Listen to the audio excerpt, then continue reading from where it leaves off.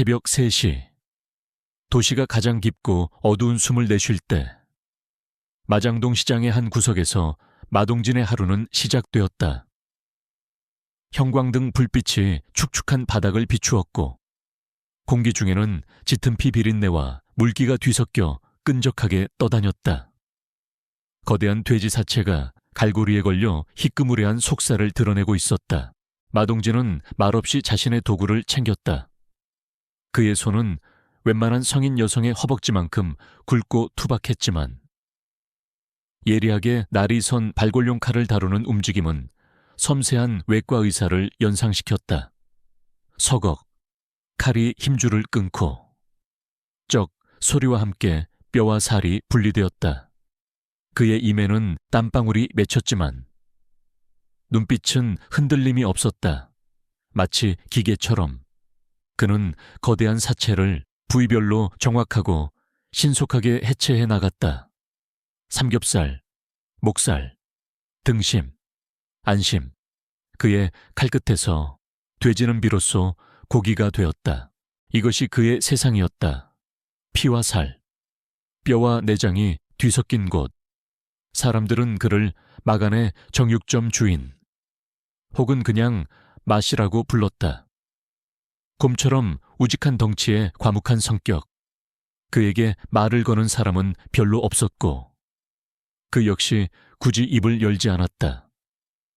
그의 세상은 소음 대신 칼이 고기를 가르는 소리와 뼈를 끊어내는 둔탁한 소리로 채워져 있었다. 작업이 거의 끝나갈 무렵 가게 구석에서 야옹하는 소리가 들렸다. 얼룩무늬 길고양이 한 마리가 꼬리를 세우고 그를 멀찍이서 바라보고 있었다. 동진은 잠시 칼을 놓고 가장 부드러운 살코기 한 점을 잘라 바닥에 툭 던져주었다.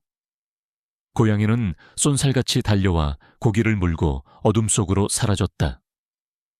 짐승의 피를 온몸에 뒤집어 쓴 남자의 얼굴에 아주 잠깐 희미한 미소가 스쳐 지나갔다. 그 미소는 새벽 시장에 그 누구도 보지 못했다. 오전 일과가 끝나고 집으로 돌아왔을 때 현관문을 열자마자 그를 맞이한 것은 상큼한 라벤더 향이었다.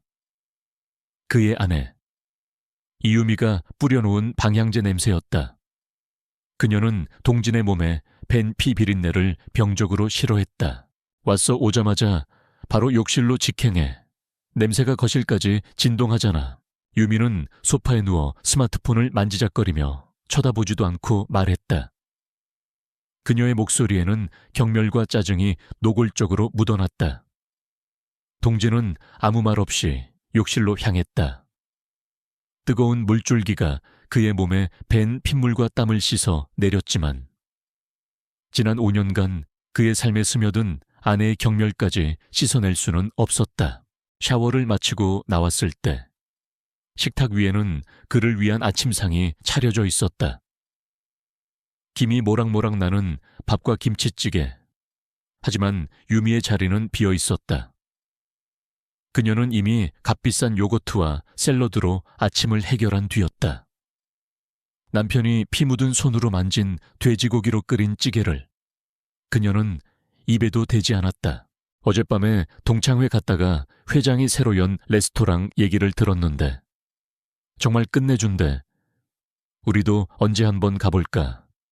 유미가 스마트폰에서 눈을 떼지 않은 채 물었다. 거긴 많이 비쌀 텐데. 동진이 숟가락을 들며 대답했다. 비싸니까 가보고 싶다는 거 아냐. 당신은 평생 시장 바닥에서 돼지 멱다는 소리나 듣고 살 거니 세상 물정을 그렇게 몰라. 여자들은 그런 데서 분위기 잡고 칼질하는 거 좋아한단 말이야. 그녀의 말은 날카로운 비수였다. 돼지 멱다는 소리. 그녀는 항상 그런 식이었다. 동진의 직업을 하급이라 칭하며 그로 인해 자신의 인생까지 격이 떨어졌다고 생각했다. 동진은 더 이상 대꾸하지 않고 묵묵히 밥을 먹었다. 그의 등 뒤. 목덜미 아래로 언뜻 비친 도깨비 문신의 흉흉한 눈이 마치 주인의 침묵에 분노하는 듯 꿈틀거렸다. 그날 오후 시장은 활기로 넘쳤다. 동지는 앞치마를 두르고 묵묵히 고기를 썰고 있었다. 그때 시장 입구 쪽이 소란스러워졌다. 젊은 건달 두어 명이 시장 입구에서 국밥집을 하는 할머니의 가게에 나타나 행패를 부리고 있었다. 할멈, 이번 달 자릿세는 언제 줄 거야? 장사하기 싫어. 건달 하나가 할머니의 어깨를 거칠게 밀치자 할머니는 휘청하며 바닥에 주저앉을 뻔했다. 시장 사람들은 모두 보고도 못 본 척 고개를 돌렸다. 누구도 저 시퍼런 젊은 놈들에게 엮이고 싶지 않았다. 바로 그때였다. 쿵! 거대한 그림자가 건달들의 앞을 가로막았다. 마동진이었다.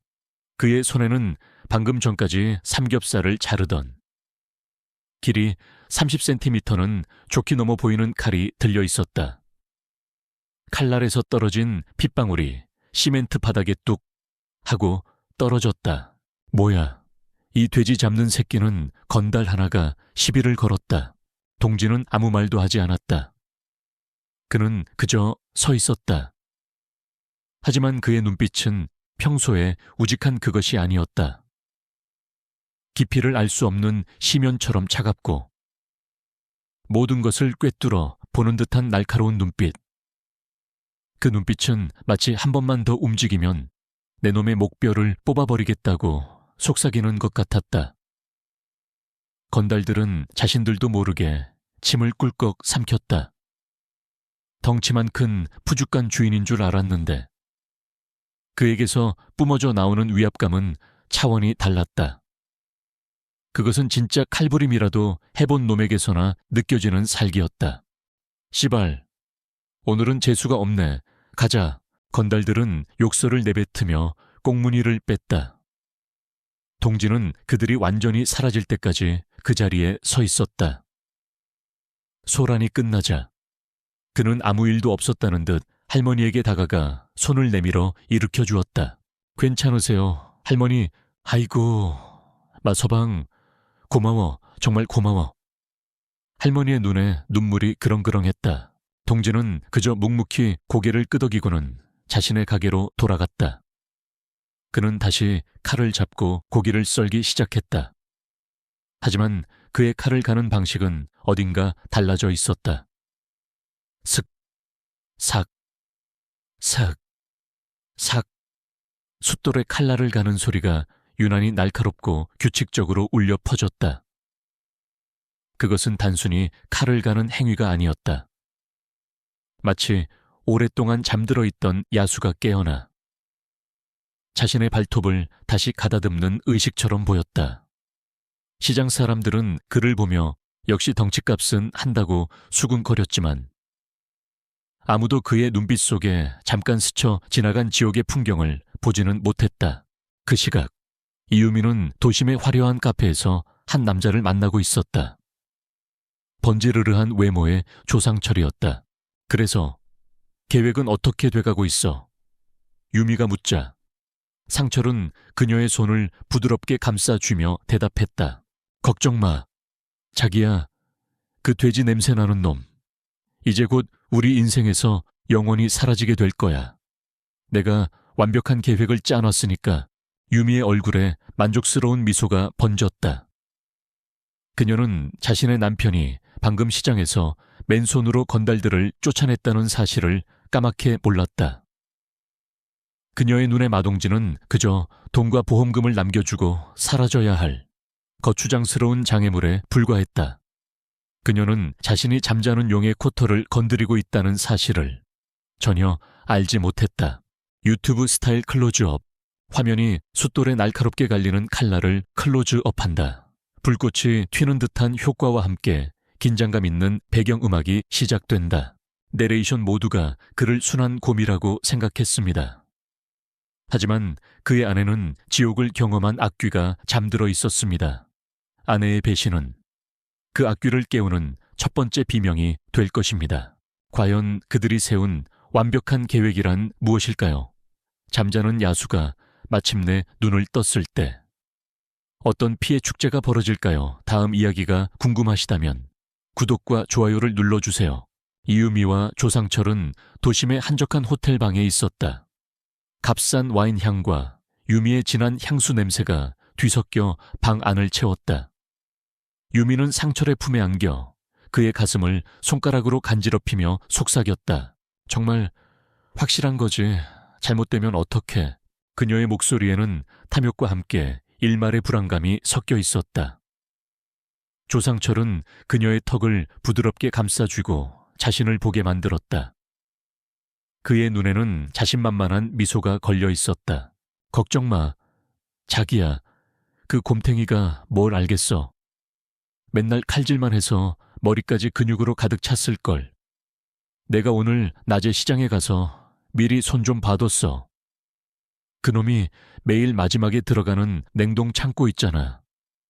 안에서는 절대 못 열게 잠금 장치를 좀 고장냈지. 비상벨 선도 살짝 끊어놨고 아마 오늘 밤 자정쯤이면 아주 신선한 냉동 삼겹살 신세가 되어 있을 거야. 그의 말에 유미의 얼굴에 화색이 돌았다. 그녀는 남편의 사망보험금 액수를 떠올렸다. 자그마치 5억 원. 그 돈이면 이 지긋지긋한 시장 바닥을 떠나 강남의 작은 부티크라도 열 수 있었다. 돼지 피 냄새 대신 향기로운 커피와 명품들 속에서 살 수 있게 되는 것이다. 사고로 처리되는 거 맞지? 경찰이 의심하면 누가 의심하겠어? 낡은 냉동 창고에서 흔히 일어나는 안전사고일 뿐이지. 비극적인 사고로 남편을 잃은 비련의 아내. 세상은 자기를 동정할 거고 보험금은 고스란히 자기 차지가 될 거야. 그럼 우린 상철이 유미의 귓가에 뜨거운 숨을 불어넣으며 속삭였다. 새로운 인생을 시작하는 거지. 유미는 상철의 목을 끌어안고 깊게 입을 맞췄다. 그녀는 더 이상 망설이지 않기로 했다. 자신의 화려한 미래를 위해서. 마동진이라는 남자는 반드시 사라져야만 했다. 그 시각, 마동진은 하루의 일을 마무리하고 있었다. 그는 마지막으로 남은 돼지 반 마리를 냉동창고 안으로 옮겨 걸었다. 끼익, 낡은 경첩 소리를 내며 육중한 강철문이 열렸다. 하얀 냉기가 그의 얼굴을 훅 덮쳤다. 영하 20도. 창고 안은 언제나 혹독한 겨울이었다. 그는 평소처럼 안으로 들어가 고기를 정리했다. 그의 모든 행동은 수년간 반복되어 온 습관의 일부였다. 그가 등을 돌려 밖으로 나가려 할 때였다. 쿵! 둔탁하고 육중한 소리와 함께 등 뒤의 유일한 빛이 사라졌다. 창고 문이 저절로 닫힌 것이었다. 동진은 대수롭지 않게 생각했다. 가끔 낡은 문이 저절로 닫힐 때가 있었다. 그는 안쪽에 설치된 비상개폐 레버를 향해 손을 뻗었다. 절컥, 절컥 열리지 않았다. 레버는 헛돌기만 할 뿐 굳게 닫힌 잠금 장치를 움직이지 못했다. 순간 동진의 등줄기에 차가운 것이 흘렀다. 그것은 창고의 냉기 때문만은 아니었다. 그는 벽에 붙은 비상벨 버튼을 미친 듯이 눌렀다. 하지만 칠흑 같은 어둠과 정적 속에서 벨소리는 울리지 않았다. 그제야 그는 깨달았다. 이것은 사고가 아니다. 누군가 의도적으로 그를 이곳에 가둔 것이다. 거기 누구 없어. 문 좀 열어줘요. 그는 고함을 지르며 문을 두드렸다. 쾅쾅쾅.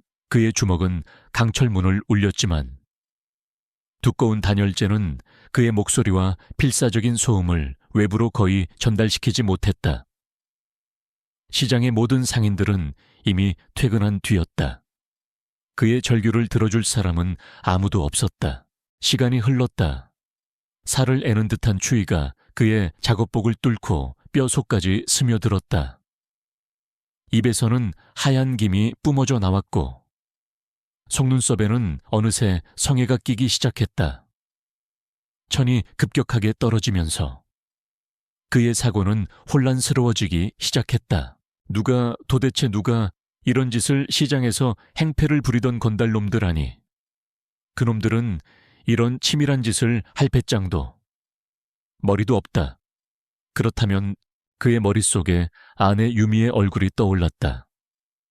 자신을 경멸하던 그녀의 눈빛, 피냄새를 맡을 때마다 찡그리던 얼굴, 그리고 요즘 들어 부쩍 스마트폰을 손에서 놓지 않고 누군가와 비밀스럽게 웃으며 문자를 주고받던 모습, 퍼즐 조각들이 하나둘씩 맞춰지기 시작했다. 의심은 곧 확신으로 변했다. 심장이 얼어붙는 것 같았다. 육체적인 추위보다 더 지독한 배신감이라는 이름의 한기가 그의 영혼까지 잠식했다. 그는 지난 5년간의 결혼 생활을 되돌아보았다. 어쩌면 모든 것이 거짓이었을지도 모른다. 그의 평범한 삶, 소박한 행복에 대한 꿈, 그 모든 것이 아내의 탐욕 아래 짓밟히고 있었다. 이대로 이렇게 죽을 순 없어. 그의 눈빛이 변하기 시작했다. 천이 떨어지며 흐릿해져 가던 그의 의식 속에서 오랫동안 잠들어 있던 무언가가 깨어났다. 그것은 생존 본능이자 야수의 분노였다. 한때 서울의 밤을 지배했던 유령의 혼이 이 얼어붙은 도살장 안에서 부활하고 있었다. 그는 더 이상 문을 두드리지 않았다. 대신 허리에 차고 있던 발골용 칼을 꺼내 들었다. 어둠 속에서 그의 눈은 적응을 끝마치고 희미한 빛에도 사물의 윤곽을 구분하기 시작했다. 그는 문틈으로 다가가 칼끝으로 잠금 장치 부분을 긁어냈다. 상철이 엉성하게 망가뜨려 놓은 부품의 파편이 느껴졌다. 여기다. 그는 온 힘을 다해 칼을 잠금 장치의 틈새로 쑤셔 넣었다. 끼기기기 쇠와 쇠가 부딪히는 날카로운 소음이 창고 안을 울렸다. 그는 지렛대의 원리를 이용해 잠금 장치를 비틀기 시작했다. 그의 팔 근육이 터질 듯이 부풀어 올랐다. 영하의 온도에 쇠는 더욱 단단해져 있었지만 그는 포기하지 않았다. 야수와 같은 포효와 함께 그는 자신의 어깨를 문에 부딪히며 동시에 칼을 비틀었다. 우두둑, 마침내 잠금 장치의 일부가 부서져 나가는 소리가 들렸다. 문이 살짝 흔들렸다. 희망이 보였다. 그는 다시 한번, 그리고 또다시 자신의 몸을 거대한 공성추처럼 사용했다. 얼마나 지났을까. 마침내 쾅 하는 굉음과 함께 파괴된 잠금 장치가 튕겨져 나가며 육중한 강철문이 반쯤 열렸다. 바깥의 후텁지근한 공기가 그의 얼어붙은 폐 속으로 밀려 들어왔다. 그는 비틀거리며 창고 밖으로 기어나왔다. 온몸은 저천증으로 사시나무 떨듯 떨렸고 손과 얼굴은 감각이 없었다. 하지만 그의 눈은 지옥의 불길처럼 이글거리고 있었다. 그는 거의 기다시피 가게를 나와 휘청거리는 걸음으로 집을 향했다. 그의 머릿속에는 오직 한 가지 생각뿐이었다. 이유미. 그는 그녀의 얼굴을 보고 직접 확인해야만 했다. 집에 거의 다다랐을 때 그는 창문 너머로 거실에 밝혀진 불빛을 보았다. 그리고 아내의 목소리가 들려왔다. 그녀는 누군가와 통화를 하고 있었다. 평소보다 한 톤 높은 기쁨과 흥분을 감추지 못하는 목소리였다. 동지는 벽에 몸을 기댄 채 자신의 운명을 확인하는 마지막 한마디를 들었다. 응? 상철 씨, 지금쯤이면 그 인간 아마 딱딱한 얼음 덩어리가 되어 있을 거야. 내일 아침에 내가 발견하고 신고하면 모든 게 완벽해. 우리 이제 진짜로 새로 시작할 수 있어. 그 말을 듣는 순간 동진의 세상은 완벽한 무음 상태가 되었다. 떨리던 몸이 거짓말처럼 멎었다. 추위도, 고통도 느껴지지 않았다. 그의 가슴 속에서 무언가가 완전히 죽어버렸고 그 자리에 다른 무언가가 태어났다. 그는 더 이상 시장의 푸죽한 주인 마동진이 아니었다. 그는 어둠 속에서 조용히 몸을 돌렸다. 그의 발걸음은 더 이상 휘청거리지 않았다. 그의 눈빛은 순박한 곰의 눈이 아닌 먹잇감을 확인한 굶주린 늑대의 눈으로 변해 있었다. 유령이. 마침내 자신의 무덤에서 걸어 나온 것이었다. 복수의 시간이었다. 유튜브 스타일. 클로즈업. 화면이 얼어붙은 창고 문틈으로 보이는 분노로 이글거리는 동진의 눈을 극도로 클로즈업한다. 심장이 뛰는 듯한 웅장한 배경음악이 깔린다. 내레이션. 가장 사랑했던 사람의 목소리로 사형 선고를 들은 남자.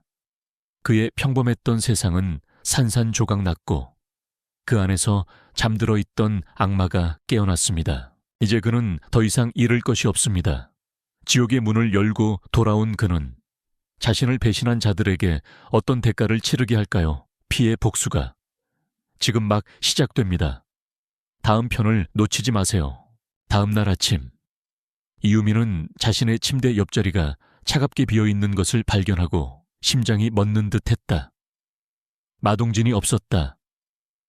어젯밤 그가 냉동창고에서 살아 돌아왔다는 사실을 깨달은 순간부터 그녀는 공포에 떨며 뜬 눈으로 밤을 지새웠다.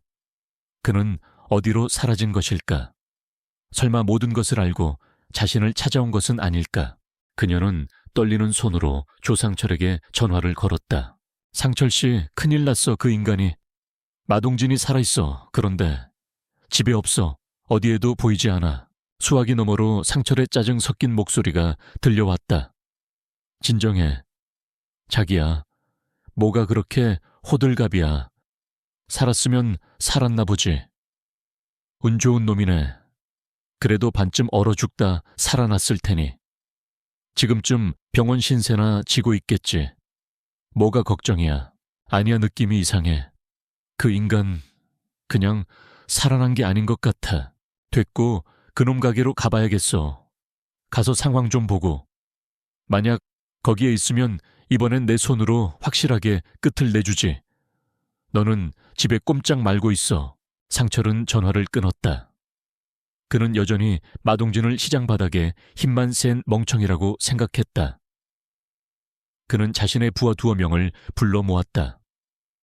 만약의 사태를 대비한 보험이었다.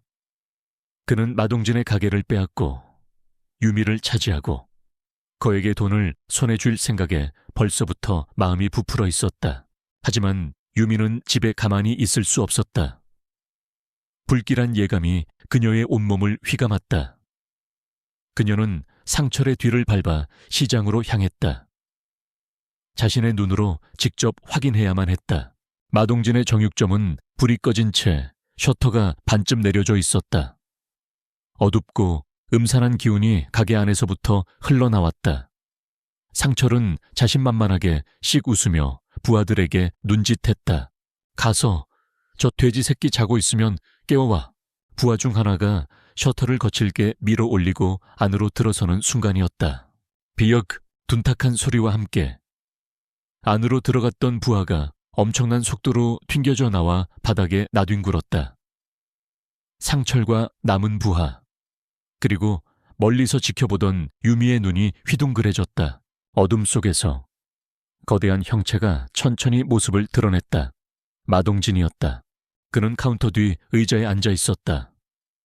어젯밤의 한기로 인해 그의 얼굴은 창백했지만 그의 눈은 지옥의 유황불처럼 이글거리고 있었다. 그의 앞에는 숫돌과 칼이 놓여 있었다. 그는 방금 전까지 자신의 칼을 갈고 있었던 것이다. 내 놈, 살아있었구나. 상철이 당황한 기색을 감추며 애써 허세를 부렸다. 운 좋은 줄 알아라. 하지만 그 운도 오늘까지야. 얘들아, 저 새끼. 팔다리 하나씩 분질러 놔. 남은 부하들이 손에 너클을 끼고 고함을 지르며 동진에게 달려들었다. 유미는 공포에 질려 비명을 지르며 눈을 가렸다. 하지만 그녀가 상상했던 일방적인 구타는 일어나지 않았다. 대신 들려온 것은 비명과 뼈가 부러지는 끔찍한 소리였다. 그녀가 용기를 내어 실눈을 떴을 때 눈앞에 펼쳐진 광경은 악몽 그 자체였다. 동진은 자리에서 일어나지도 않았다. 첫 번째 놈이 주먹을 휘두르며 달려들자 그는 상체를 살짝 비켜 주먹을 흘려보낸 뒤 남자의 손목을 낚아채 그대로 꺾어버렸다. 우두둑 손목이 역방향으로 꺾이는 소름 끼치는 소리가 났다. 두 번째 놈이 옆에서 발길질을 하자 그는 의자를 살짝 회전시켜 공격을 피함과 동시에 손에 들고 있던 육중한 숫돌로 남자의 정강이를 내리찍었다. 퍽 비명과 함께 남자는 다리를 붙잡고 바닥을 뒹굴었다. 모든 것이 눈 깜짝할 사이에 일어났다. 그것은 싸움이 아니었다. 일방적인 도살이었다. 동진의 움직임에는 군더더기가 없었다. 최소한의 움직임으로 상대의 가장 취약한 부분을 정확하고 무자비하게 파괴했다. 그것은 길거리 싸움꾼의 기술이 아니었다. 오직 사람을 죽이고 부수는 법만을 연마한 자의 기술이었다. 상철은 얼어붙었다. 그의 머릿속에서 경고음이 미친 듯이 울렸다. 저건 푸죽간 주인의 움직임이 아니야. 동진은 천천히 자리에서 일어났다. 그리고 벽에 걸려있던 끝이 갈고리처럼 날카롭게 휜 밑훅을 손에 들었다. 너희들 나한테 왜 그랬냐? 그의 목소리는 어젯밤의 냉기보다 더 차갑고 칼날보다 더 날카로웠다. 공포에 질린 상철은 자기도 모르게 뒷걸음질 쳤다. 오지마, 이 괴물 같은 새끼야. 그 순간 공포를 이기지 못한 부하 하나가 주머니에서 접이식 칼을 꺼내 동진에게 달려들었다. 동진은 코웃음을 쳤다. 그는 칼을 든 남자의 팔을 가볍게 쳐내 공격의 방향을 틀어버린 뒤 미트훅을 휘둘렀다. 날카로운 갈고리가 남자의 어깨를 그대로 꿰뚫었다. 남자의 끔찍한 비명이 가게 안을 울렸다. 동진은 남자를 장난감처럼 들어올려 돼지고기를 걸어두는 천장의 레일에 그대로 걸어버렸다. 남자는 대롱대롱 매달려 고통스럽게 몸부림쳤다. 이제 가게 안에는 동진과 공포에 질려 오줌까지 지릴 기세인 상철, 그리고 가게 밖에서 이 모든 것을 목격하고 하얗게 질려버린 유미만이 남았다. 동진은 피가 뚝뚝 떨어지는 미트훅을 든 채 천천히 상철에게 다가갔다. 한 걸음. 그의 발걸음 소리는 마치 지옥에서 울려 퍼지는 사형 집행인의 발소리 같았다. 내 놈이구나. 내 아내를 꼬드겨서 이 모든 짓을 꾸민 놈이. 잘못했어. 살려줘. 제발 살려줘. 다 유미가 시킨 거야. 난 그냥. 상철은 비굴하게 빌기 시작했다. 그 순간 동진의 손이 번개처럼 움직여 그의 멱살을 움켜쥐었다. 상철의 몸이 종이 인형처럼 허공에 들렸다. 내 아내 이름, 내 놈의 더러운 주둥이로 함부로 짓거리지 마라.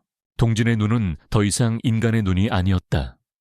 모든 감정이 사라진 오직 차가운 경멸과 살이만이 남은 포식자의 눈이었다. 유미는 깨달았다. 자신이 지난 5년간 함께 살았던 남자는 순박한 곰이 아니었다. 그는 악마였다. 자신이 그 악마를 잠에서 깨워버린 것이다. 동진은 상철을 바닥에 내동댕이 쳤다. 그는 상철을 죽이지 않았다.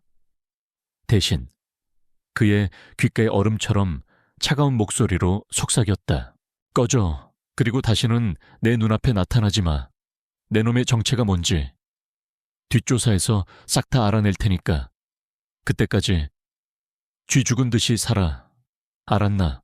상철은 혼비백산하여 다리가 풀린 채로 기어가다시피 가게 밖으로 도망쳤다. 동진은 가게 밖에 서 있는 유미를 향해 천천히 고개를 돌렸다. 유미는 그의 눈과 마주치자 저도 모르게 히익 소리를 내며 주저앉았다. 동진은 그녀에게 아무 말도 하지 않았다. 그저 쳐다보기만 했을 뿐이다. 하지만 그 눈빛은 천마디의 말보다 더 무서운 경고를 담고 있었다. 너도 예외는 아니다. 그날 이후 조상철은 미친 듯이 마동진의 뒷조사를 시작했다. 그는 더 이상 그를 얕보지 않았다. 그는 생존을 위해 자신이 건드린 남자의 정체를 알아내야만 했다. 그는 뒷골목에 정보상들을 찾아가 마장동의 푸죽간 주인 마동진에 대해 물었다. 대부분은 고개를 저었지만 은퇴한 지 오래된 한 늙은 정보상이 그 이름을 듣자 얼굴이 사색이 되었다. 제인, 지금 뭐라고 했나? 마동진 혹시 별명이 유령 아니었나? 유령이요? 그래. 10년 전 강남 일대를 피로 물들이고 홀연히 사라졌던 전설적인 괴물. 손에 잡히지 않고 흔적을 남기지 않아 다들 유령이라고 불렀지. 그놈이 지금 마장동에서 돼지나 잡고 있단 말인가. 상철은 전화기를 든 채 온몸이 굳어버렸다. 그는 이제야 알았다. 자신이 죽이려 했던 남자는 단순한 괴물이 아니었다. 그는 전설이었다. 지옥의 메아리가 그의 귓가에 생생하게 울려 퍼지고 있었다. 유튜브 스타일 클로즈업, 화면이 공포에 질린 상철의 얼굴과 그의 전화기 너머로 들려오는 유령이라는 단어를 교차 편집한다. 긴박하고 장엄한 배경음악이 고조된다. 내레이션 잠자던 전설이 깨어났습니다. 이제 그는 더 이상 자신을 숨기지 않습니다. 그의 정체를 알게 된 적들은 극도의 공포에 휩싸입니다. 이제 그들은 살아남기 위해 발버둥 쳐야 합니다. 과연 그들은 어떤 최후의 발악을 준비할까요? 그리고 마침내 자신의 정체를 드러낸 유령은 어떤 피해 심판을 내릴까요? 손에 땀을 쥐게 하는 다음 편을 기대해 주세요. 조상철의 세상은 공포로 재편되었다. 그는 더 이상 마동진을 푸죽간 주인으로 볼 수 없었다. 그의 눈에 마동진은 언제 자신의 목을 자를지 모르는 사형 집행인이자 지옥에서 돌아온 악귀, 유령 유울링이었다. 그는 미친 듯이 유령에 대해 파고들었다.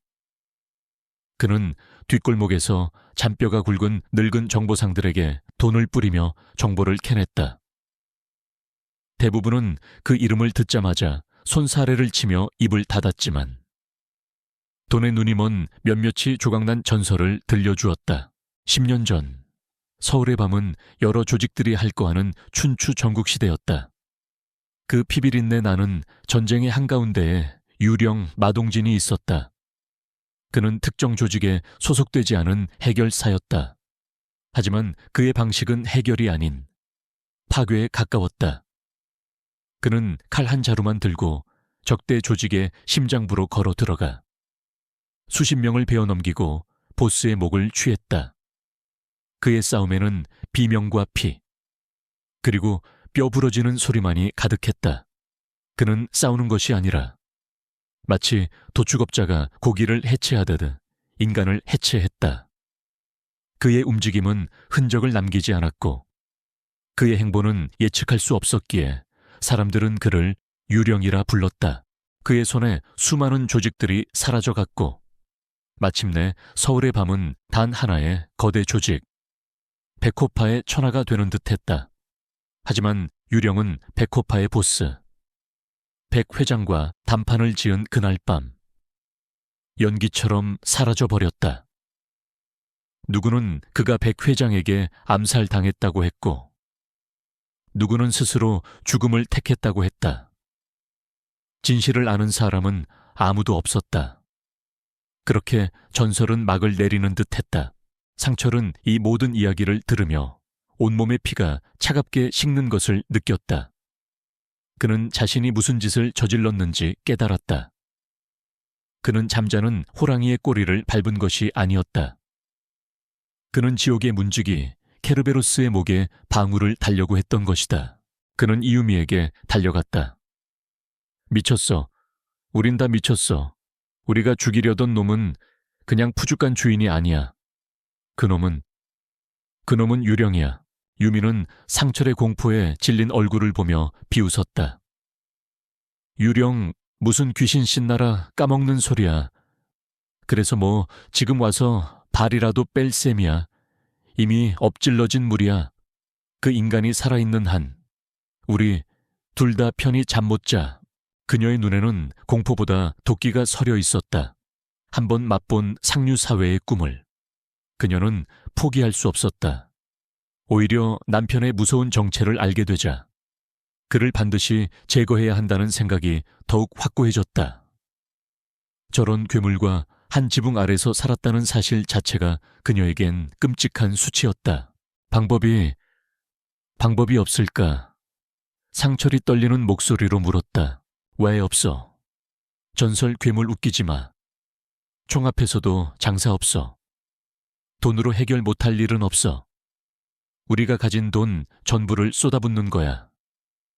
서울 놈들은 그놈 이름을 알면 벌벌 떨 테니. 지방에서 이름난 킬러들을 불러 모으는 거지. 그놈들이 할 게 뭐야.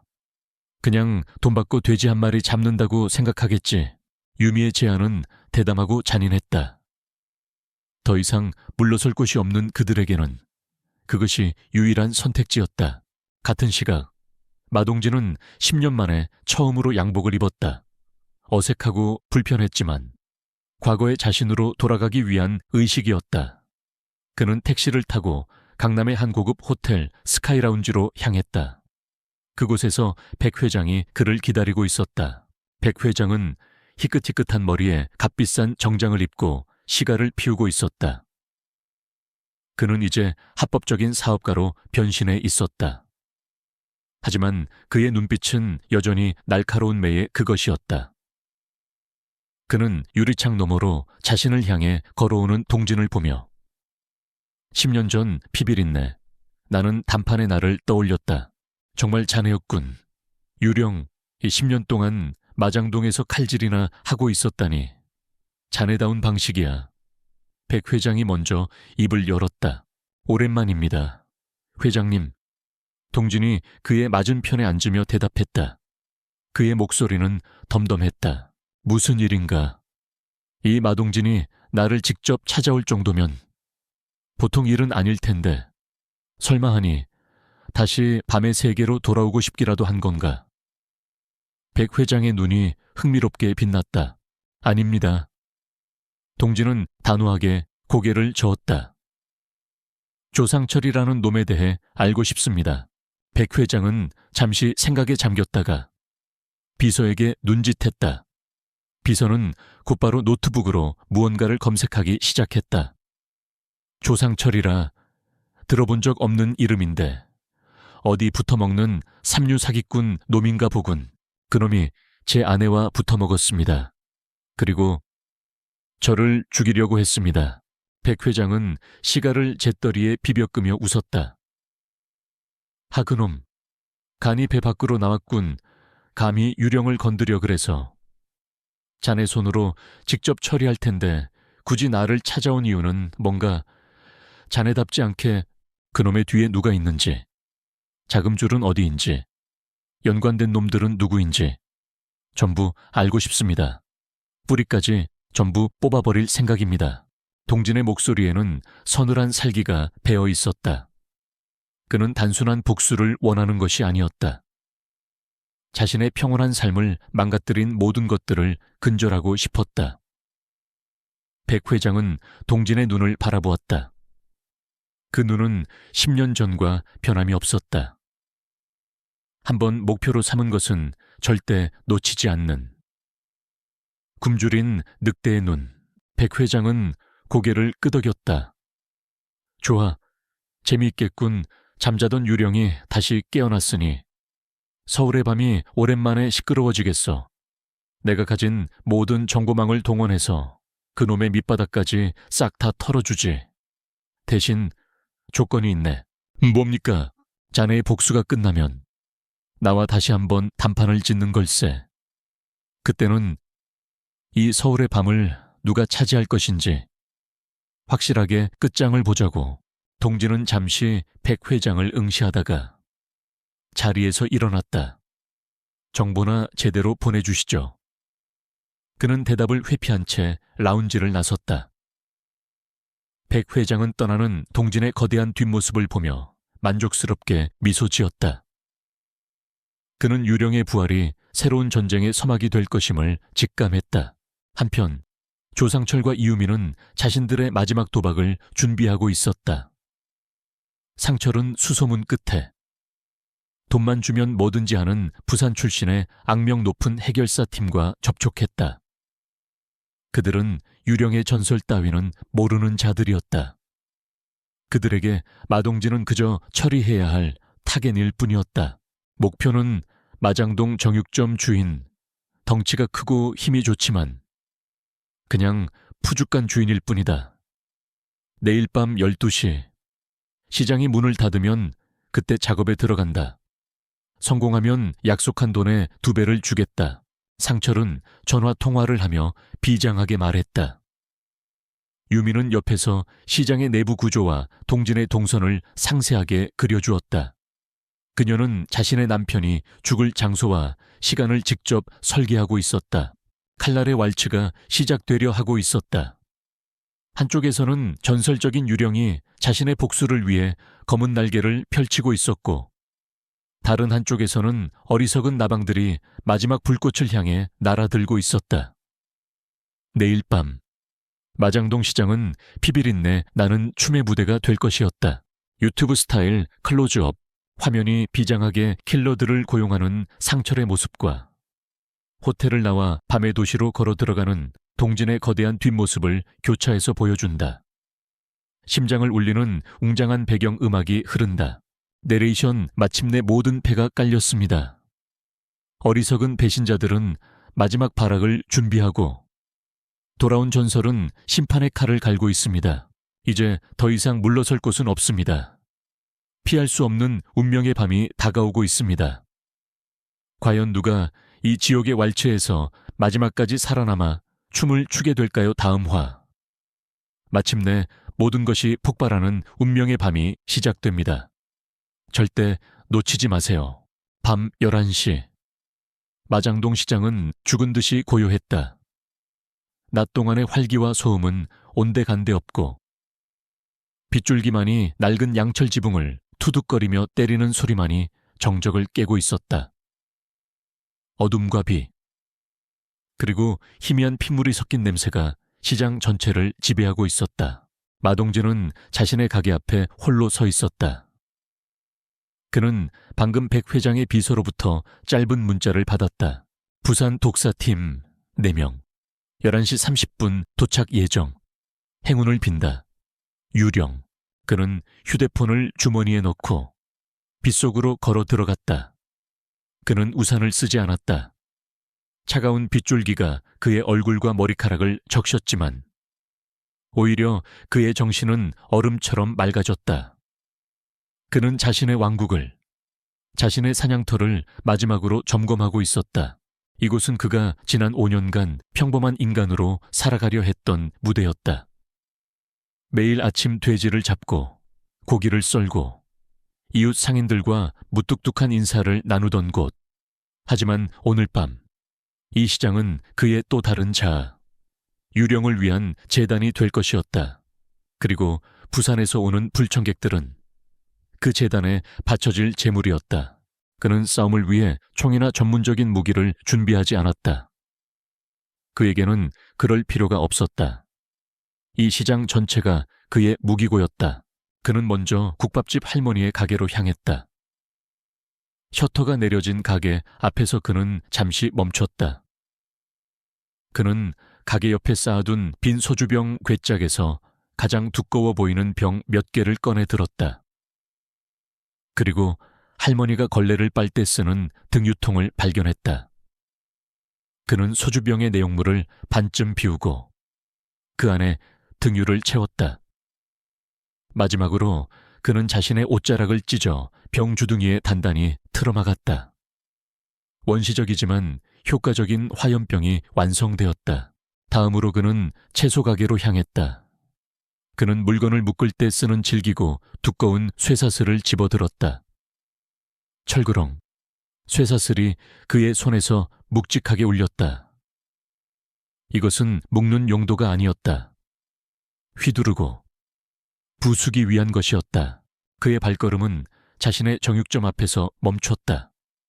그는 가게 안으로 들어가 벽에 걸린 도구들을 하나씩 점검했다.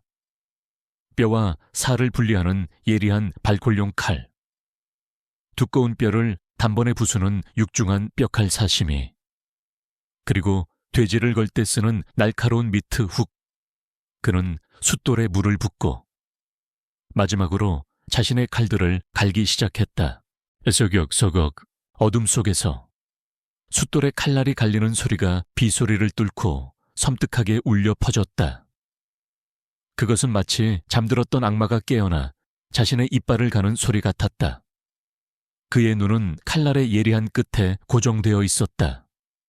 그의 머릿속에서는 이미 수십 가지의 살육의 그림이 그려지고 있었다. 그는 이 도구들로 수천 마리의 돼지를 해체했다. 돼지와 인간의 신체 구조는 크게 다르지 않았다. 어디를 찔러야 비명을 지르고 어디를 베어야 조용히 쓰러지는지 그는 본능적으로 알고 있었다. 모든 준비를 마친 그는 가게의 불을 껐다. 그리고는 가게 뒤편 환풍구를 통해 2층의 좁은 창고로 올라갔다. 창고의 작은 창문은 시장 골목 전체를 내려다볼 수 있는 완벽한 저격수의 위치였다. 그는 창문 앞에 웅크리고 앉아 어둠의 일부가 되었다. 이제 남은 것은 기다림뿐이었다. 그는 눈을 감았다. 빗소리가 그의 예민한 청각을 자극했다. 그는 소리를 통해 시장의 모든 것을 볼 수 있었다. 빗물이 양철 지붕을 때리는 소리, 바람의 낡은 간판이 삐걱거리는 소리, 하수구로 물이 흘러내려가는 소리. 이 모든 소리들이 그에게는 익숙한 교향곡이었다. 그리고 그는 곧 이 교향곡에 끼어들 낯설고 불길한 불협화음을 기다리고 있었다. 밤 11시 32분, 마침내 그 소리가 들렸다. 시장 입구 쪽에서 들려오는 낮고 묵직한 엔진 소리. 다른 차들과는 다른 잘 정비된 고배기량 차량의 소리였다. 곧이어 어둠을 가르는 두 줄기 헤드라이트 불빛이 빗줄기 속에서 나타났다. 검은색 카니발이었다. 차가 시장 입구에 멈춰 섰다. 차 문이 열리고 검은 옷을 입은 남자 넷이 내렸다. 그들은 부산 최고의 해결사 독사팀이었다. 리더로 보이는 남자는 담배에 불을 붙이며 비에 젖은 시장을 경멸 어린 눈으로 훑어보았다. 씨발, 냄새하고는 이런 돼지우리 같은 데서 뭘 한다고 우리까지 부른 거야. 돈만 받으면 됐지. 뭘 그래. 타겟은 저 안쪽 마간의 정육점. 주인, 덩치만 큰 멍청이라고 했어. 30분 안에 끝내고 부산 가서 국밥이나 한 그릇 하자고. 그들은 자신만만했다. 그들은 자신들이 이제 막 전설적인 포식자의 사냥터 안으로 걸어 들어가고 있다는 사실을 까맣게 몰랐다. 그들은 자신들을 기다리는 것이 돈이 아니라 피비린내 나는 죽음의 제사라는 것을 알지 못했다. 창고 안에서 마동진은 조용히 눈을 떴다. 그의 눈빛은 더 이상 인간의 것이 아니었다. 재물이 제단 위에 올랐음을 확인한 굶주린 악귀의 눈빛이었다. 그는 소리 없이 화염병 하나를 손에 쥐고 라이터를 켰다. 찰칵, 칠흑 같은 어둠 속에서 작은 불꽃 하나가 그의 살기 어린 얼굴을 비췄다. 오늘 밤 이 시장은 피로 정화될 것이다. 유튜브 스타일 클로즈업. 화면이 어두운 창고 안. 라이터 불꽃에 비친 동진의 차가운 눈과 아무것도 모른 채 시장 안으로 들어서는 킬러들의 뒷모습을 극적으로 교차 편집한다. 심장이 멎을 듯한 긴장감 넘치는 음악이 절정으로 치닫는다. 내레이션 마침내 운명의 밤이 밝았습니다. 사냥터는 준비되었고 재물들은 제단 위로 올라섰습니다. 이제 지옥의 문이 열리고 피의 축제가 시작됩니다. 과연 누가 이 비에 젖은 시장에서 마지막으로 살아남을 것인가. 다음 화. 숨막히는 사투와 처절한 복수가 펼쳐지는 대망의 클라이맥스. 단 한순간도 눈을 떼지 마십시오. 4명의 독사팀은 비에 젖은 시장 안으로 소리 없이 스며들었다. 그들은 어둠 속에서도 익숙하게 움직이는 전문가들이었다. 리더인 독사는 손짓으로 팀원들에게 흩어져서 목표물을 포위하라고 지시했다. 그들의 계획은 간단했다. 사방에서 동시에 접근해 저항할 틈도 주지 않고 푸죽간 주인의 숨통을 끊어놓는 것. 한 명이 정육점의 셔터 쪽으로 조심스럽게 다가갔다. 다른 한 명은 뒷골목으로 돌아 건물 뒤편을 살폈다. 독사를 포함한 나머지 2명은 중앙 통로를 통해 정면으로 접근했다. 그들의 발걸음은 고양이처럼 조용했지만 창고 안에서 숨을 죽이고 있는 마동진의 귀에는 그 모든 움직임이 선명한 교향곡처럼 들렸다.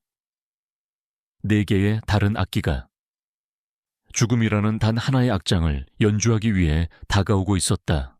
정육점 앞에 거의 다다랐을 때였다. 독사는 팀원에게 수신호를 보내려 손을 들었다. 바로 그 순간 그의 머리 위 2층 창고에서 무언가가 날아왔다. 휙! 유리병이 바닥에 부딪혀 쨍그랑 소리를 내며 깨졌다. 동시에 역한 등유 냄새가 진동했다. 그들이 무슨 일인지 파악하기도 전에 또 다른 불꽃이 어둠을 가르며 날아와 깨진 유리병 위로 떨어졌다. 화르르륵. 순식간에 시장 바닥이 거대한 불바다로 변했다. 불길은 빗줄기 속에서도 맹렬하게 타오르며 그들의 퇴로와 시야를 동시에 차단했다. 시발, 함정이 다 흩어져. 독사가 고함을 쳤다. 팀원들은 당황하여 흩어지기 시작했다. 계획은 시작부터 어그러졌다. 그들을 기다린 것은 무력한 푸죽간 주인이 아니라 치밀한 사냥꾼이었다. 그리고 이 불길은 사냥의 시작을 알리는 신호탄이었다. 불길의 혼란 속에서 뒷골목으로 향했던 팀원 하나가 무정이를 꺼내려 했다. 그때 그의 등 뒤에서 거대한 그림자가 소리 없이 덮쳤다. 마동진이었다. 그는 불길을 피해 지붕 위를 이동해 순식간에 남자의 등 뒤로 내려온 것이었다. 카하! 남자는 비명조차 지르지 못했다. 동진이 채소 가게에서 가져온 쇠사슬이 그의 목을 단단히 감고 조여왔다. 컥! 컥거리는 소리와 함께 남자는 무력하게 축 늘어졌다. 동진은 남자의 시체를 어둠 속으로 끌고 가 마치 고깃덩어리처럼 쌓아둔 상자 더미 위에 던져버렸다. 첫 번째 재물이었다. 한편 정육점 셔터 쪽으로 향했던 다른 팀원은 불길을 피해 옆 골목으로 몸을 피했다. 그는 칼을 뽑아들고 경계하며 천천히 움직였다. 바닥에 고인 핏물이 빗물과 섞여 그의 발밑에서 질척거렸다. 그가 고개를 들어 전방을 살피는 순간 위에서 무언가 쿵 하고 떨어졌다. 돼지반 말이 사체였다. 남자가 놀라 주춤하는 사이 사체가 걸려있던 천장의 미트 훅이 그의 눈앞에서 섬뜩하게 흔들리고 있었다. 그것이 그가 본 마지막 광경이었다. 어둠 속에서 뻗어나온 동진의 팔이 그의 머리를 움켜쥐고 그대로 들어올려 날카로운 미트 훅에 박아버렸다. 푸슉! 끔찍한 소리와 함께 남자는 2발을 허공에 버둥거리다가 이내 잠잠해졌다. 2번째 재물이었다. 이제 남은 것은 독사를 포함한 2명. 그들은 보통 내기가 아니었다. 그들은 서로 등을 맞댄 채 불길 넘어 어둠을 노려보았다. 모습을 드러내라. 이 쥐새끼 같은 놈, 독사가 소리쳤다. 대답 대신 어둠 속에서 칼날 하나가 날아왔다. 쉭 소리를 내며 날아온 칼은 독사의 옆에 있던 남자의 허벅지에 정확히 박혔다. 아으! 남자가 비명을 지르며 쓰러졌다. 그 순간 동진이 불길의 연기를 뚫고 악귀처럼 달려들었다. 그의 손에는 육중한 뼈칼이 들려 있었다. 그는 쓰러진 남자를 그대로 지나쳐 독세계로 향했다. 독사는 품에서 권총을 꺼내려 했지만 이미 늦었다. 쾅! 동진의 뼈칼이 독사가 총을 쥔 손을 그대로 내리찍었다. 으드득 뼈가 으스러지는 끔찍한 소리가 났다. 독사는 비명을 지르며 총을 놓쳤다. 하지만 그는 역시 프로였다. 그는 다른 쪽 손으로 허리춤에서 단검을 뽑아 동진의 옆구리를 깊숙이 찔렀다. 푹! 뜨거운 통증이 동진의 전신으로 퍼져나갔다. 동진의 얼굴이 순간 고통으로 일그러졌다. 그의 몸에서 피가 뿜어져 나와 빗물에 섞여 흘렀다. 독사는 승기를 잡았다고 생각했다. 그가 단검을 뽑아 다시 한번 찌르려는 순간 동진의 눈이 번뜩였다. 크워여. 동진은 야수와 같은 함성을 내질렀다. 그는 고통을 무시하고 부상당한 독사의 팔을 붙잡아 그대로 어깨를 탈골시켜 버렸다. 그리고는 박치기로 독사의 콧뼈를 부셔버렸다. 독사는 비명을 지르며 뒤로 나자빠졌다. 아이, 이구물 자식. 독사는 피를 토하며 중얼거렸다. 그는 이제야 깨달았다. 자신이 상대하고 있는 것은 인간이 아니었다. 그는 옆구리에 칼이 박힌 채로도 아무렇지 않게 움직이는, 통증조차 느끼지 못하는 듯한 괴물을 상대하고 있었다. 동진은 옆구리에 박힌 단검을 맨손으로 뽑아 던져버렸다. 그리고는 자신의 가게로 걸어가 그가 가장 아끼던, 아내가 가장 경멸했던 번들거리는 돼지기름이 묻어있는 거대한 칼, 그의 분신과도 같은 식칼을 집어들었다. 그는 비틀거리는 독사에게 천천히 다가갔다. 독사는 공포에 질려 뒷걸음질 쳤다. 전설적인 킬러의 얼굴에 생전 처음으로 죽음의 공포가 떠올랐다. 네오, 네오, 도대체 정체가 뭐야? 동진은 대답하지 않았다. 그는 그저 칼을 들어 올렸다. 불빛과 빗줄기 속에서 칼날이 서늘하게 빛났다. 그것은 단순한 푸주칼이 아니었다. 그것은 심판의 칼날이었다. 스요격, 아주 조용하고 깨끗하고, 그리고 전문가적인 소리가 났다. 독사의 목에서 분수처럼 피가 솟구쳤다. 그의 몸은 잠시 서 있는 듯 하더니 이내 힘없이 바닥으로 무너져 내렸다. 네 번째 제물, 모든 것이 끝났다. 시장에는 다시 비소리와 꺼져가는 불길이 타오르는 소리, 그리고 동진의 거친 숨소리만이 남았다. 그는 옆구리의 상처를 움켜쥔 채 비와 피로 범벅이 되어 서 있었다. 그 시각, 시장 입구에 세워둔 차 안에서 조상철과 이유미는 초조하게 기다리고 있었다. 총성도, 비명도 들리지 않는 기나긴 침묵. 상철은 더 이상 참지 못하고 차에서 내렸다. 안 되겠어. 내가 가서 보고 올게. 가지마, 위험해. 유미가 말렸지만 그는 듣지 않았다. 그는 떨리는 발걸음으로 시장의 어두운 입구로 들어섰다. 그는 마침내 정육점 앞에 다다랐다. 그리고 그는 보았다. 지옥도를. 바닥에는 시체들이 널브러져 있었고 빗물과 핏물이 강처럼 흐르고 있었다. 그리고 그 지옥의 한가운데 그의 남편 마동진이 서 있었다. 그는 옆구리에서 피를 흘리며 손에는 피 묻은 식칼을 든 채 이쪽을 가만히 응시하고 있었다. 상철은 숨을 쉴 수가 없었다. 그의 눈에 비친 것은 더 이상 푸죽간 주인이 아니었다. 그는 피의 제사를 막 끝내고 돌아온 지옥의 도살자였다. 동진의 차가운 눈이 어둠 속에서 정확하게 상철의 눈을 꿰뚫었다.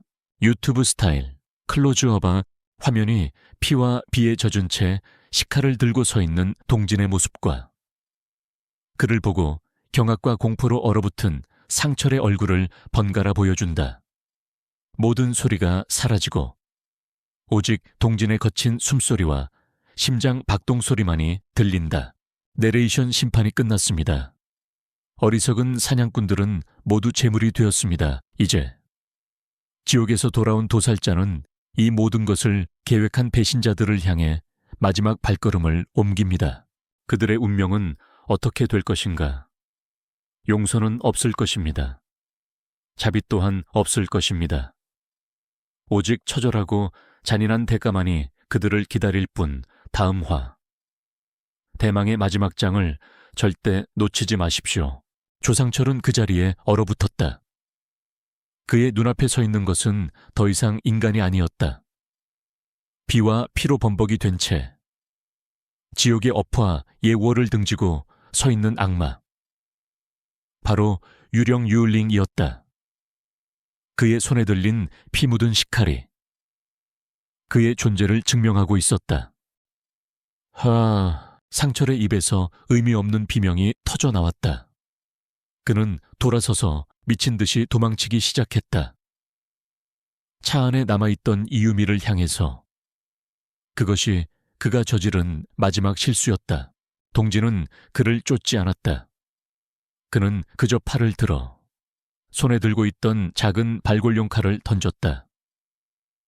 쉭 칼은 어둠을 가르는 검은 유성처럼 날아가 도망치던 상철의 아킬레스건에 정확히 박혔다. 기우악, 상철은 비명을 지르며 그대로 고꾸라졌다. 그는 발목을 붙잡고 바닥을 기었다. 하지만 더 이상 도망칠 수 없었다. 동진의 발걸음 소리가 천천히 그리고 냉혹하게 다가왔다. 그것은 죽음의 소리였다. 차 안에 있던 유미는 이 모든 광경을 보고 공포에 질려 입을 틀어막았다. 그녀는 차 문을 잠그고 시동을 걸려 했다. 하지만 공포로 굳어버린 손가락은 열쇠 구멍조차 제대로 찾지 못했다. 쾅, 동진의 주먹이 운전석 유리창을 내리쳤다. 단 한 번의 가격에 강화 유리에 거미줄 같은 균열이 가며 그대로 박살이 났다. 유리 파편이 유미의 얼굴 위로 쏟아졌다. 동진은 안으로 손을 뻗어 문 잠금 장치를 풀고 문을 활짝 열었다. 내려. 그의 목소리는 감정이 전혀 실려 있지 않아 더욱 소름 끼쳤다. 유미는 울면서 빌기 시작했다. 잘못했어요. 여보, 내가 다 잘못했어요. 제발. 제발 목숨만은 저 남자가.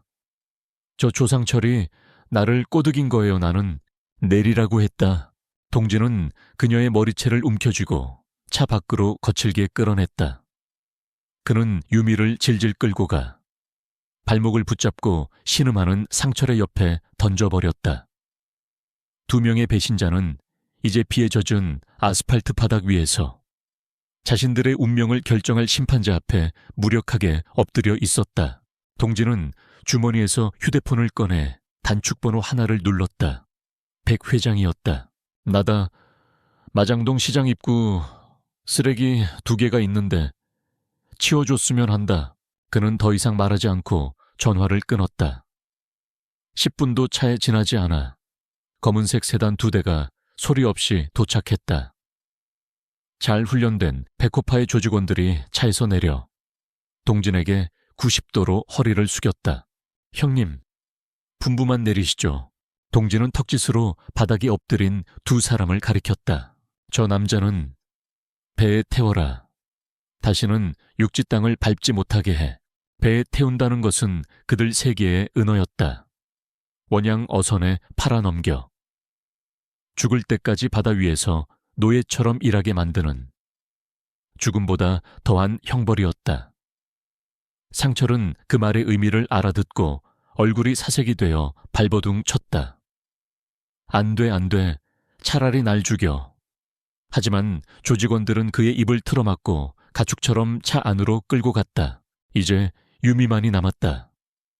그녀는 남편의 바짓가랑이를 붙잡고 애원했다. 여보, 제발, 나는 당신 아내잖아. 우리가 함께한 세월이 있는데. 동진은 그녀를 내려다보았다. 그의 눈에는 경멸 외에 아무런 감정도 없었다. 네오는 화려한 걸 좋아했지. 돈, 명품, 그리고 남자. 그렇다면 네가 원하는 세상으로 보내주마. 다만 네가 생각하는 방식과는 조금 다를 거다. 그는 조직원에게 말했다. 이 여자는 청량리 쪽 제일 지저분한 술집에 던져놔. 돈 한 푼 쥐어주지 말고. 앞으로 거기서 내년이 그렇게나 경멸하던 돼지 같은 놈들 술 시중이나 들면서 평생을 살아라. 그게 네가 원하던 화려한 삶의 대가다. And we 유미의 절규가 빗속에 처절하게 울려 퍼졌다. 그녀의 꿈은 가장 추악한 방식으로 실현될 것이었다. 조직원들은 그녀를 거칠게 일으켜 세워 다른 채 밀어 넣었다. 차들이 떠나자 시장 입구에는 다시 동진 혼자만 남았다. 길고 길었던 복수가 차가운 잿더미가 되어 그의 발밑에 흩어졌다. 하지만 그의 마음은 공허했다. 그는 가게로 돌아와 셔터를 내렸다. 그는 위솥을 벗어 던졌다. 옆구리의 상처가 제법 깊었다. 그는 소독약도 없이 진열대에 있던 독한 소주 한 병을 상처에 그대로 부었다. 치익 소리와 함께 살이 타는 듯한 고통이 밀려왔지만 그는 신음 한 번 내지 않았다. 그는 거친 실과 바늘로 마치 돼지고기를 꿰매듯 자신의 상처를 스스로 꿰매기 시작했다. 다음 날 오후 동진은 백 회장의 펜트하우스를 찾았다. 상처는 붕대로 대충 감아가린 상태였다. 꼴이 말이 아니군. 유령, 백 회장이 최고급 와인을 따르며 말했다. 하지만 솜씨는 여전해. 부산 독사 놈들이 그렇게 흔적도 없이 사라질 줄이야. 자, 이제 어쩔 셈인가 자네가 돌아왔다는 소문이 하룻밤 사이에 쫙 퍼졌어. 자네의 옛 부하들이 자네를 기다리고 있네. 나와 손을 잡게. 이 서울의 밤을 다시 한번 우리 발밑에 두는 거야. 백 회장의 눈은 야심으로 불타고 있었다. 하지만 동진은 고개를 저었다. 저는 괴물로 살고 싶지 않습니다. 그는 지난 5년간의 평범한 삶이 얼마나 소중했는지를. 그것을 모두 잃고 나서야 깨달았다. 비록 거짓 위에 세워진 평화였을지라도 그럼 어쩔 셈이지 자네는 이미 괴물이야. 한번 깨어난 유령은 다시 잠들 수 없어. 떠날 겁니다. 이곳을. 동진이 말했다. 대신 회장님께 마지막으로 부탁 하나 드리겠습니다. 부탁 자네가 나에게 퇴직금이라고 생각하고 돈을 좀 주셨으면 합니다. 백 회장은 흥미롭다는 듯 그를 바라봤다. 돈 자네가 돈에 욕심이 있는 놈은 아니지 않나. 그 돈으로 마장동 시장을 사겠습니다. 동진은 자신의 계획을 말했다. 그는 시장 부지 전체를 사들여 상인들에게 아주 저렴한 임대료만 받고 장사를 계속하게 할 생각이었다. 그리고 그 시장의 운영과 관리는 국밥집 할머니에게 모든 것을 일임할 것이었다. 조건은 단 하나. 다시는 그곳에 건달들이나 사채업자들이 발을 붙이지 못하도록 백호파의 이름으로 시장을 보호해달라는 것이었다. 그는 자신의 폭력으로 얻은 돈을 폭력으로부터 가장 약한 사람들을 지키는 방패로 사용하려 했다. 백 회장은 한참 동안 말이 없다가 이내 크게 웃음을 터뜨렸다. 하하하하, 역시 유령이야. 생각하는 것 자체가 남달라. 좋아, 재미있군. 자네 같은 놈이 그냥 사라지는 건 아까우니 그 정도는 내가 해주지. 자네는 마장동에 보이지 않는 왕이 되는 셈이군. 동진은 백 회장이 내민 거액의 수표를 받아 들었다. 그는 마지막으로 국밥집 할머니를 찾아가 법적인 서류와 함께 시장의 소유권을 넘겼다. 할머니는 어안이 벙벙하여 말을 잇지 못했다. 동진은 그저 그동안 감사했습니다. 라는 말만 남기고 돌아섰다. 그는 그날 밤 작은 가방 하나만을 든 채 서울을 떠났다. 그는 떠나기 전 마지막으로 비에 젖은 마장동 시장을 멀리서 바라보았다. 그의 모든 것이 시작되고 모든 것이 끝난 곳. 이제 그에게 남은 것은 차가운 잿더미와 공허 한뿐이었지만 이상하게도 마음은 편안했다. 그는 마침내 자신의 손으로 모든 것을 끝냈다. 유튜브 스타일 클로즈업, 화면이 떠나는 동진의 쓸쓸한 뒷모습과 그가 남겨둔 시장을 내려다보는 백 회장의 복잡한 표정을 교차해서 보여준다. 조용하고 서정적인 멜로디의 배경음악이 흐른다. 내레이션 모든 것이 끝났습니다. 복수는 완성되었고 배신자들은 대가를 치렀습니다. 하지만 승자의 마음에는 상처와 공허함만이 남았습니다. 이제 그는 모든 것을 버리고 떠납니다. 과연 그가 도착할 새로운 정착지에서 그는 자신이 그토록 원했던 평범한 삶과 내면의 평화를 찾을 수 있을까요? 다음 시간. 한 남자의 기나긴 여정. 그 마지막 이야기가 펼쳐집니다. 1년 후 남해의 작고 외딴 어촌 마을. 소금기 머금은 바닷바람이 낡은 지붕과 그물 사이를 자유롭게 넘나드는 곳. 도시의 소음과 욕망은 이곳까지 닿지 못했다. 시간은 파도 소리를 따라 느리게 흘러갔다. 이곳에서 마동진은 그저 마씨로 불렸다. 서울에서 귀여 구유한 덩치 크고 과묵한 외지인. 마을 사람들은 처음에는 그를 경계했지만 그의 묵묵한 성실함에 서서히 마음을 열었다. 그는 이제 돼지 대신 바다를 상대했다. 그의 낡은 어선 새벽호는 매일 동이 트기 전에 가장 먼저 포구를 나섰다가 해가 질 무렵이면 만선의 깃발을 달고 돌아왔다. 그의 손은 여전히 투박하고 거칠었지만 이제 그 손은 찢어진 그물을 꿰매고 늙은 어부의 고장난 엔진을 말없이 고쳐주는 손이 되었다. 그는 말이 없었지만 그의 행동은 따뜻했다. 그는 자신이 잡은 생선의 절반을 마을의 독거노인들에게 나누어 주었고 태풍이 온다는 소식이 들리면 가장 먼저 나서서 방파제를 점검하고 다른 배들의 밧줄을 묶어주었다. 사람들은 더 이상 그의 과거를 묻지 않았다. 그저 묵묵히 마을의 일부가 되어가는 그를 또 다른 가족으로 받아들였다. 그는 더 이상 악몽을 꾸지 않았다. 지독한 피 비린내 대신 짭짤한 바다 냄새가 그의 폐부를 채웠다. 밤이 되면 그는 좁은 방에 앉아 파도 소리를 들었다.